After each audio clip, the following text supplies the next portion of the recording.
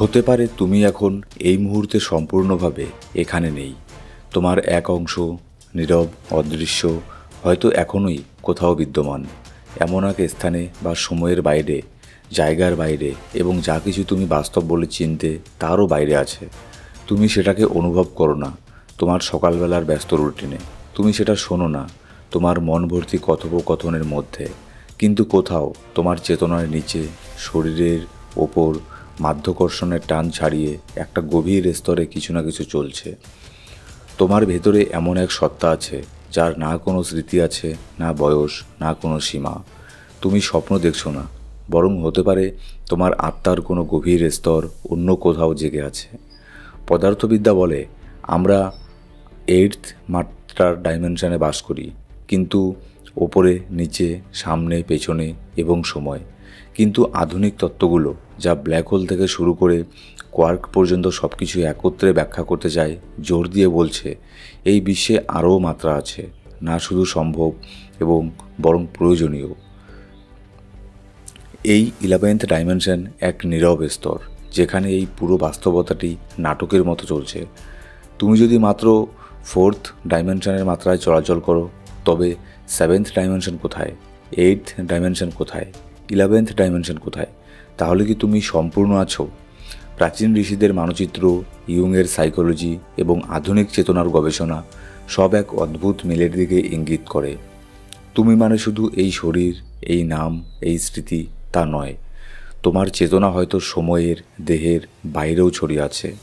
হতে পারে এই জীবনে তুমি যা কিছু করছো, বলছো, ভাবছো, তা কারো অভ্যন্তরীণ প্রকল্প, তোমার আত্মার এক উচ্চতর স্তরের প্রজেকশন। এটা কোনো ধর্মীয় দাবি নয়, এটা একটা প্রশ্ন, একটা সম্ভাবনার দরজা। সায়েন্স। আমরা এই ভিডিওর যাত্রায় আজকে দেখব পদার্থবিদ্যার এম থিওরির একাদশ মাত্রায় পা রাখবো, অর্থাৎ 11th ডাইমেনশনে পা রাখবো।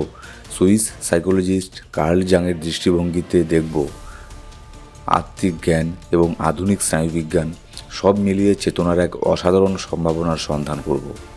এই ভিডিও কোনো নিশ্চিত জবাব দিচ্ছে না, বরং শুধু তোমার হাতের মুঠোয় কিছু প্রশ্ন রাখছে।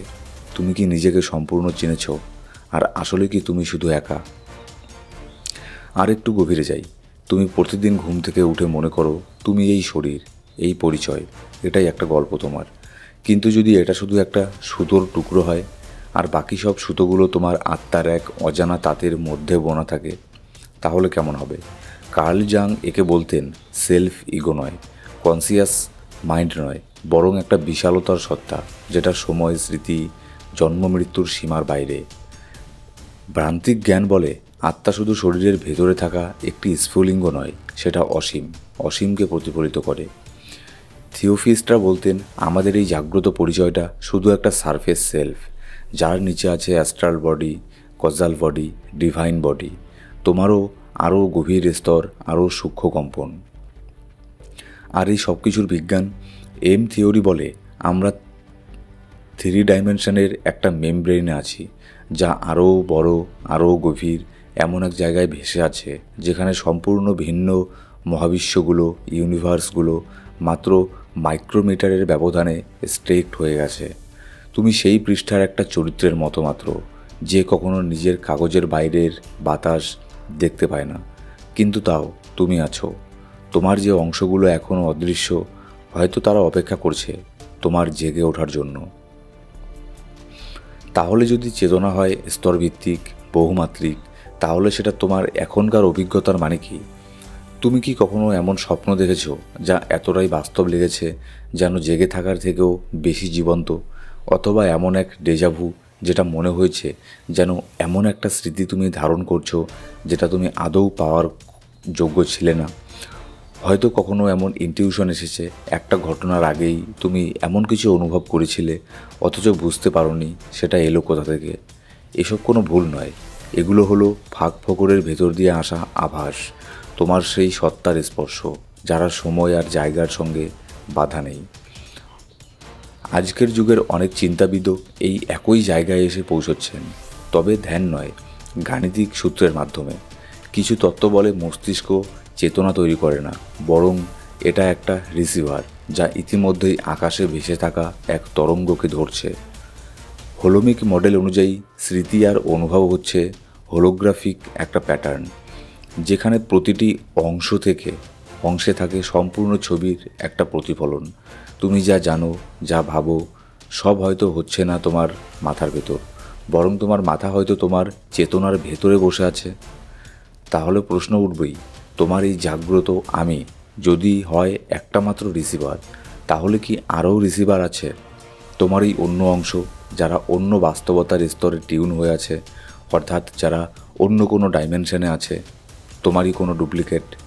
হয়তো স্বপ্নে সেই সীমাগুলো একটু আলগা হয়, হয়তো গভীর নীরবতায় সেই সংকেতগুলো স্পষ্ট হয়, আর হয়তো কিছু স্মৃতি এত পুরনো মনে হয় কারণ তারা এই জীবনের নয়।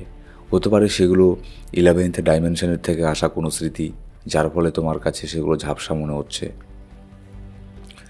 পুনর্জন্মের দৃষ্টিভঙ্গিতে নয়, ভগ্নাংশিক বাস্তবতায়, যাকে বলে প্র্যাকটিক্যাল রিয়েলিস্টিক, যেখানে তোমার অস্তিত্ব অনেক দিকে ছড়িয়ে পড়ছে, একই সাথে বহু কোণ থেকে অনেক অভিজ্ঞতাকে নিচ্ছে। যে মানুষটিকে তুমি বলো, সে সত্যিই বাস্তব, কিন্তু হয়তো সে শুধুই একটা পাতলা স্তর, এক গভীর স্থির মহাসমুদ্রের উপরের তরঙ্গ মাত্র। এবং সেই নীরব মুহূর্তে, ডেজা ভুয়ের অভিজ্ঞতায়, হঠাৎ কোনো জানা না জানা অনুভবে হয়তো তোমার আরেক সংস্করণ তোমাকে ছুঁয়ে যাচ্ছে। মানে হয়তো তুমি এখানে 3 ডাইমেনশনে আছো, আমরা সবাই 3 ডাইমেনশনেই আছি। হয়তো 4th ডাইমেনশনের তোমারই কেউ, কিংবা 11th ডাইমেনশনের তোমারই কেউ তোমাকে কোনো কিছুর সংকেত দিচ্ছে। না, সে কোনো অপরিচিত কোনো কিছু নয়, না কোনো কল্পনা, সে তোমারই আরও গভীর অংশ। ভাবো তো, যদি তোমার চিন্তাগুলো হয় কেবল উপরের তরঙ্গ, তাহলে আসল চেতনা হয়তো সেই নিচের সমুদ্র। এটা শুধু রূপক নয়, এটা হতে পারে এক বাস্তব গঠন। যদি চেতনা তোমার মাথার ভেতরে না হয়, বরং তোমার মাথা থাকে চেতনার ভেতরে, তাহলে কেমন হবে? এটা কোনো মায়াবাদ নয়, এটা আজকের অনেক পদার্থবিদ, দার্শনিক এবং চেতনা গবেষকের ধারণা। কোয়ান্টাম ফিজিসিস্ট ডেভিড বোহম বলেছিলেন, আমরা যা দেখি, জানি, অনুভব করি, সেটা হলো এক্সপ্লিকেট অর্ডার, স্পষ্ট মাপা দৃশ্যমান বাস্তবতা। কিন্তু এর আড়ালে রয়েছে ইমপ্লিকেট অর্ডার, একটা গভীর ভাঁজ করা মাত্রা, যেখানে সব কিছু একত্রে যুক্ত, জিনিস, মানুষ, সময়, সব আলাদা থাকার বিভাজন মুছে যায়। এই মডেল অনুযায়ী চেতনা বস্তু থেকে বের হয় না, বরং বস্তু দিয়ে প্রকাশ পায়। দার্শনিক ফিলিপ গফ বলেন, যদি চেতনা সত্যিই মৌলিক হয়, তাহলে এটা প্রকৃতির ব্যতিক্রম নয়, প্রকৃতিরই একটা অংশ। যেখানে চেতনা একরকমভাবে সর্বত্র। না, পাথরদের কোনো মন আছে তা নয়, কিন্তু পদার্থ নিজেই ধারণ করতে পারে অভিজ্ঞতার সম্ভাবনাকে। তাহলে যদি সত্যিই হয় তোমার মস্তিষ্ক শুধু একটা লেন্স, একটা টিউনার, যা মাত্র একটা তরঙ্গের দিকে সংবেদনশীল, তাহলে তুমি কেবল একটা দৃষ্টিভঙ্গি, অনেকের মধ্যে একটা মাত্রা, এটাকেই খুঁজে পাবে। এটা কেবল দর্শনের কথা নয়, এটা নিয়ার ডেথ এক্সপেরিয়েন্স থেকে পাওয়া বাস্তব বিবরণীদের সঙ্গে মিলে যায়। যারা নিয়ার ডেথ এক্সপিরিয়েন্স করেছে তাদের সাথেও এই জিনিসটা মিলে যায়। তারা তখন সম্পূর্ণই ভিন্ন একটা অন্য ডাইমেনশনে চলে যায়। তারপরে তারা তাদের এক্সপিরিয়েন্সকে শেয়ার করে, যেটা প্রায় শুনতে অবাস্তবের মতোই লাগে। অনেকেই বলেন মৃত্যুর পর শরীর ছাড়িয়ে তারা দেখেছেন ঘরের ছাদ থেকে নিচে তাকিয়ে থাকা দৃশ্য, কথোপকথন শুনেছেন বন্ধ দরজার ওপার থেকে, আর পরে তাদের বলা সেই তথ্যগুলো আবার সত্যও প্রমাণিত হয়েছে। এরকম প্রমাণও আছে। এগুলো প্রমাণ করে না যে মৃত্যু পরবর্তী জীবন আছে, কিন্তু প্রশ্ন তোলে, চেতনা কি শরীরের সাথে মরে যায়? আর যদি চেতনা শরীর ছাড়া টিকেও থাকতে পারে, তাহলে তার উৎস কোথায়? হয়তো তুমি যাকে আমি ভাবো, সে এক প্রক্ষেপণ, মানে প্রজেকশন, একটা ছায়া। যেমন 3D অবজেক্ট 2D ছায়া ফেলে, ঠিক তেমনই তোমারই জাগ্রত মন, স্মৃতি, সবই হয়তো একটা ছায়া, যার আসল কাঠামো এক উচ্চতর মাত্রায় রয়েছে। না, তুমি কোনো মিথ্যা জীবন কাটাচ্ছ না, তুমি হয়তো কাটাচ্ছ বহু সত্যের মধ্যে একমাত্রিক জীবন। তোমার ভেতরে এমন কিছু আছে যা খুব কাছের, কিন্তু আবার অচেনা, বয়সে প্রাচীন, বুদ্ধিমত্তায় গাঢ়, সময়কে ছুঁয়ে আবার তার বাইরেও চলে যেতে পারে। বিভিন্ন অবস্থায়, যেমন শ্বাসের কাজ, গভীর ধ্যান, অথবা এক গভীর শোকের মাঝে অনেকেই বলে তারা যেন হঠাৎ নিজেদের জীবনের গল্প থেকে বেরিয়ে এসে এক এমন সত্তার স্পর্শ পায় যেটা তাদেরই, কিন্তু আরও বড় কিছু নয়। সেটা কোনো দেবদূত নয়, না কোনো কল্পনা, বরং এমন এক আমি যে নিজেকে পুরোপুরি প্রকাশ করতে পেরেছে। যেন সেই মানুষটা যে তুমি এখন, সে কেবল এক জানালা, আর তোমার আসল বাড়ি হচ্ছে অনেক বড়। কখনো সেটা আসে নিঃশব্দে, হঠাৎ এক আবেগের ঢেউ যার কোনো ব্যাখ্যা নেই। কখনো এমন ইনটিউশন যা পুরো ঘটনার আগে থেকেই সব জানা যায়। অথবা এমন এক জায়গার প্রতি টান যেখানে তুমি কখনো যাওনি, তবুও গিয়ে মনে হলো এই জায়গাটাকে আমি চিনেছি অনেক আগে থেকেই। আমি হয়তো এই জায়গার মধ্যে এর আগেও এসেছি, এরকমও মনে হতে পারে। বিজ্ঞান হয়তো এই অভিজ্ঞতাগুলো মাপতে পারে না, কিন্তু সে একে অস্বীকারও করে না। স্বপ্ন, মেডিটেটিভ স্টেট, এমনকি মৃত্যুর কাছাকাছি পৌঁছে যাওয়ার অভিজ্ঞতা, সবখানে এক অদ্ভুত মিল পাওয়া যায়। যেন সময় নেই, আত্মপরিচয় অনেক স্তরে ভাগ হয়ে গেছে। আজ কিছু গবেষণা বলছে এইসব মুহূর্তে হয়তো চেতনা সাময়িকভাবে তার নিউরোলজিক্যাল বন্ধন থেকে আলাদা হয়ে যায়, আর তখনই সে প্রবেশ করে এক ভিন্ন মাত্রায়, যেখানে সময় ভিন্ন, বাস্তব ভিন্ন, অর্থাৎ ভিন্ন কোনো ডাইমেনশানে। এই রকম মুহূর্তগুলো হয়তো হলো রেজোন্যান্সের বিন্দু, যেখানে তোমার এই শরীরী সত্তা হয়তো মুহূর্তের জন্য মিল খেয়ে যায় তোমার ওই আরেক রূপের সঙ্গে, যে রয়েছে অন্য কোনো সময়ের ভেতর, অন্য কোনো ডাইমেনশনের মধ্যে সে হয়তো আছে। এইটাই সেই সময় যখন পর্দা একটু সরে যায়, তুমি নিজেকে ছুঁয়ে ফেলো এক উচ্চতর জায়গা থেকে। মানসবিদ কার্ল ইয়ং লিখেছিলেন, আসল আত্মা কথা বলে না শব্দে, সে কথা বলে প্রতীক দিয়ে, সিনক্রিনিসিটি দিয়ে, স্বপ্ন দিয়ে। প্রাচীনকালের মানুষেরা বলতেন আত্মা তার চিহ্ন রাখে দৃশ্যের মাঝে, ইঙ্গিতের মাঝে। আর আধুনিক মনস্তত্ত্ব বলছে চেতনা হয়তো একটা বিশাল স্পেকট্রামে থাকে, যার সামান্য অংশ আমরা মেপে উঠতে পেরেছি। স্বপ্ন, ইনটিউশন, ডেজাভু, এসব হলো সেই প্রান্তিক বিন্দুগুলো। এগুলো হচ্ছে সাধারণ কিছু জিনিস, কিন্তু আরও যে গভীর জিনিসগুলো আছে সেগুলোর ভেতরে হয়তো আমরা এখনও যেতেই পারিনি। আমরা জানিই না এই পৃথিবীতে আরও কত কী রহস্য লুকিয়ে আছে। আমরা শুধুমাত্র 3D ডাইমেনশনে বেঁচে আছি। বিজ্ঞান এর পরবর্তী ধাপে এখনও পর্যন্ত যেতে পারেনি। এগুলো সবই থিওরি। হয়তো 11th ডাইমেনশন আছে, হয়তো 12th ডাইমেনশন আছে, 5th ডাইমেনশন আছে, 6th ডাইমেনশন আছে, কিন্তু কে জানে, এর কোনো প্রমাণ নেই। কিন্তু যদি এই প্রান্ত না হয় সীমানা, বরং হয় কেন্দ্রবিন্দু, যদি এগুলো ভুলের প্রমাণ না হয়ে হয় আমন্ত্রণের ডাক, যদি তুমি যাকে আমি ভাবো তার পেছনে নিঃশব্দে দাঁড়িয়ে থাকা সেই উপস্থিতি তা কল্পনা নয়, তা যদি হয় তুমি নিজেই, একটা ভিন্ন মাত্রায় থাকা, একটা ভিন্ন ডাইমেনশনে থাকা তোমার আসল রূপ, তাহলে কেমন হয়? না, সে অন্য কেউ নয়, সে কোনো গাইড নয়, সে হলো তোমারই সেই অংশ যে কখনো ভাঙেনি, কখনো ভোলেনি, এ গল্পের ভেতর কখনো ঘুমিয়ে পড়েনি, এবং মাঝে মাঝে সে হাত বাড়ায়, জবাব নিয়ে নয়, শুধু এক অনুভব নিয়ে।